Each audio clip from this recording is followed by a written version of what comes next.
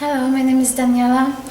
I had a drug problem for many years and I was caught in a vicious cycle for probably about 10 years. I followed different treatments without any success. Therefore, I started to research a clinic abroad and I came across this one. I passed detoxification, rehabilitation, and ibogaine therapy, and it was extremely successful.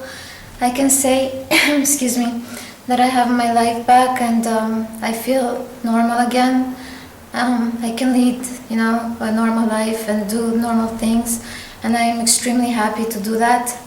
I am more than thankful to the staff. I don't have enough words to thank them.